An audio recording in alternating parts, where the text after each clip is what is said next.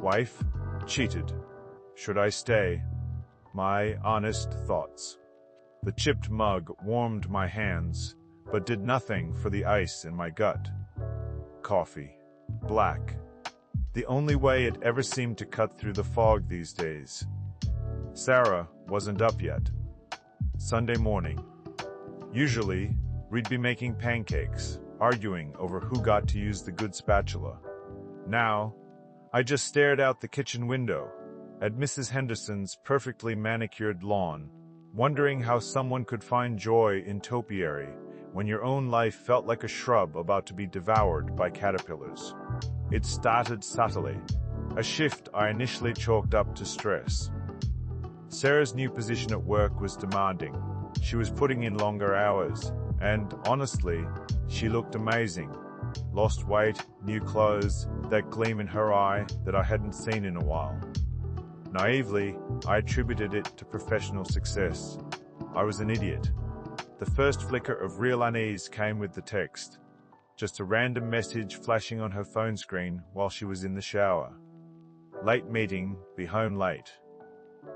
X. The X threw me. We hadn't signed off texts with an X in years. It felt deliberate. And the contact name. Jason Miller, project manager. Sarah worked in marketing. Why would she be texting with a project manager? I hated myself for it, but I checked her phone records. Nothing overtly suspicious. A few calls to that number, all during work hours. But then came the sneaking suspicion that she had started clearing her texts. I would ask her a question about her day, something specific, and she would be vague. Oh, you know, the usual. When I pressed, she would get defensive, accuse me of being nosy, of not trusting her. That hurt.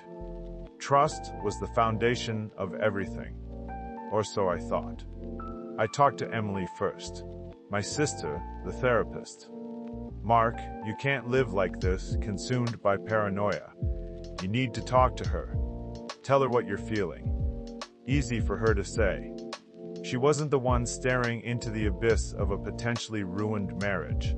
Tom, my best friend since kindergarten, offered a different perspective. Dude, if you're feeling it, it's probably happening. Trust your gut. Women are good at hiding shit, but they're not perfect. Find proof. Tom was recently divorced. Cynical, barely scratched the surface. Then came Brenda. Brenda was Sarah's friend. Blissfully unaware of my suspicions. We were at a neighborhood barbecue, making polite conversation, when she mentioned Sarah's new friend at He's so charming. He's been mentoring Sarah, apparently. Really helping her climb the ladder. The ladder? Charming? My stomach dropped. I started driving past her office after hours. Pathetic, I know. But I needed to see for myself. One night, around 9 p.m., I drove past. Her car was there. Okay, maybe she really was working late. I parked across the street, waited. An hour later, she came out, laughing, with a man. Tall, dark hair, expensive suit. David, I presumed. A long, lingering hug. The kind that felt intimate. I wanted to drive over there, confront them, scream. But I just sat there, frozen, watching them get into his car and drive away. The hotel receipt was the final nail. I found it crumpled in her purse while she was at a yoga class.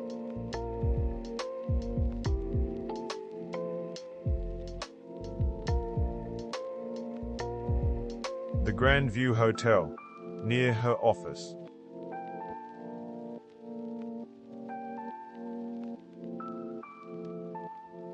I waited for her to come home from yoga. I tried to stay calm, to be rational. But as soon as she walked through the door, I exploded. I threw the receipt on the table. What the hell is this, Sarah?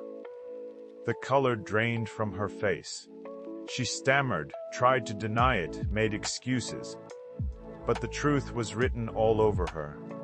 Finally, she broke down, sobbing.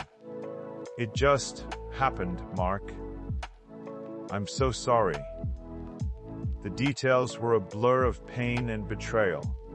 David was her boss. He'd been paying attention to her, appreciating her, making her feel alive. Something she claimed she hadn't felt with me in a long time. It had started with long lunches, shared frustrations, and escalated from there. Months. It had been going on for months. I felt like I had been punched in the gut. I packed a bag and left. I couldn't breathe in that house. Not anymore. Every room held a memory, now tainted with her lies. I stayed at a hotel for a few days, then moved into Tom's space. He tried to be supportive, but his advice was always tinged with bitterness. "Just cut your losses, man. Get it over with. You deserve better." Maybe he was right.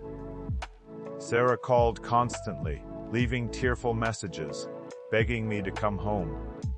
She said she'd made a mistake, that she loved me, that she was willing to do anything to fix things. Emily urged me to listen to her. "Mark, you're both hurting. You need to talk. You need to understand what led to this." So, we talked. For hours. Painful, raw conversations, filled with accusations and tears. She said she felt neglected, unappreciated.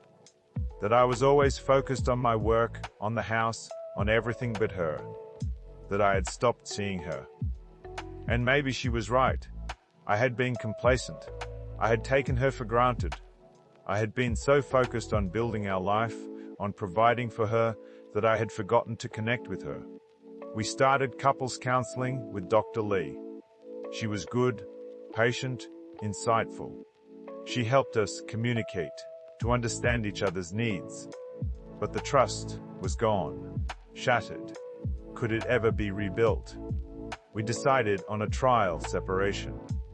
I moved back into our house, but she moved into an apartment downtown. The silence in the house was deafening. I wandered from room to room, haunted by memories. I missed her. God, I missed her. But I also resented her. The anger was always there, simmering beneath the surface. I needed to do something. Confronting David seemed childish, ridiculous. But I was beyond rationality. I found his number online and called him. He answered, sounding surprised. "Mark, what do you want?" We met at a bar, neutral territory. He was just as I imagined him, arrogant, confident, successful. I wanted to punch him, to scream at him. But I just stared at him, trying to understand what Sarah saw in him. He didn't say much other than that he was sorry, but I could tell he was a man who was only sorry for getting caught. I met with Sarah and told her about the meeting. It was clear that she was angry and had in fact broken it off with David for good. She decided that she was going to leave her job, saying she wanted to remove any temptation to continue the relationship with him. I also believe that she knew that if she didn't, there was absolutely no chance to continue the relationship between us. A year passed. I threw myself into my work, landed a big project that revitalized my career. Sarah started volunteering at a local animal shelter, seemed genuinely happier. We continued to see Dr. Lee, learned to communicate better, to express our needs. The anger faded, replaced by a fragile sense of hope. One evening, Sarah came over for dinner. We cooked together, like we used to. We laughed, we talked, we held hands. After dinner, she turned to me, her eyes filled with tears. "Mark, I know I hurt you. I know I broke your trust. But I love you. I always have. And I want to spend the rest of my life trying to earn your forgiveness." I looked at her, really looked at her. I saw the pain in her eyes, the remorse, the genuine desire to make things right. And I saw the woman I fell in love with, the woman I had built a life with. The choice was mine. Could I forgive her? Could I trust her again? Could I risk being hurt again? The truth is, I don't know. Not for sure. But I do know that I love her too. And I know that walking away would be the easy thing to do.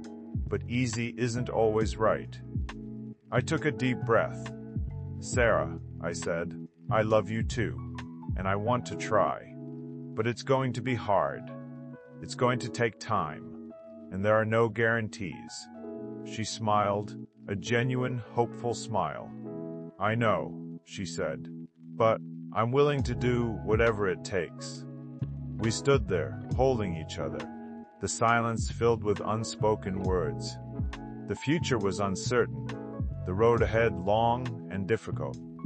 But for the first time in a long time, I felt a flicker of hope.